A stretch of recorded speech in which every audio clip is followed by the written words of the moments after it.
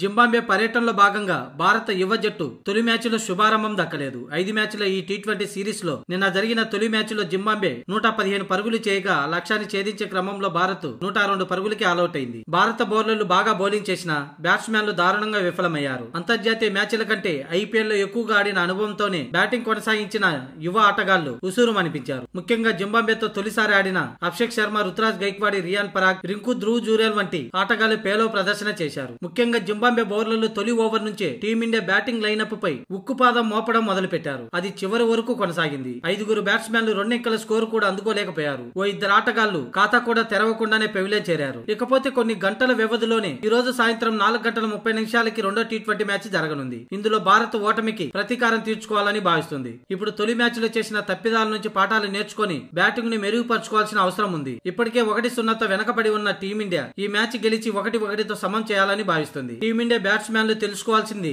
2 పిచ్చికి అనుగుణంగా బ్యాటింగ్ చేయటం. ఇండియా పిచ్లు ఫుల్ బ్యాటింగ్ కు అనుకూలంగా ఉంటాయి. అలాంటి తరుణంలో హరారే గ్రౌండ్ మీద భారత పిచ్లపై బ్యాటింగ్ చేసిన విధంగా చేస్తే కుదరదు. అది తెలుసుకోవాల్సిన అవసరం టీమిండియా యువ బ్యాటర్లకు ఎంతో ఉంది. అలాగే ఫాస్ట్ బౌలర్లు కూడా వికెట్ తీయాల్సిన అవసరం ఎంతైనా ఉంది. ఫస్ట్ మ్యాచ్ లో స్పిన్నర్లు ఆకట్టుకునే ప్రయత్నం చేస్తే ఫాస్ట్ బౌలర్లు మాత్రం చివరి 3 ఓవర్లు దారుణంగా పరుగులు ఇచ్చారు. ఇలా ఈ 2 విషయాల్లో ఈ రోజు జరిగే రెండో టీ20 ద్వారా రిపీట్ కాకుండా చూసుకుంటే టీమిండియా ఈ మ్యాచ్ లో విజయం సాధించడం తథ్యం.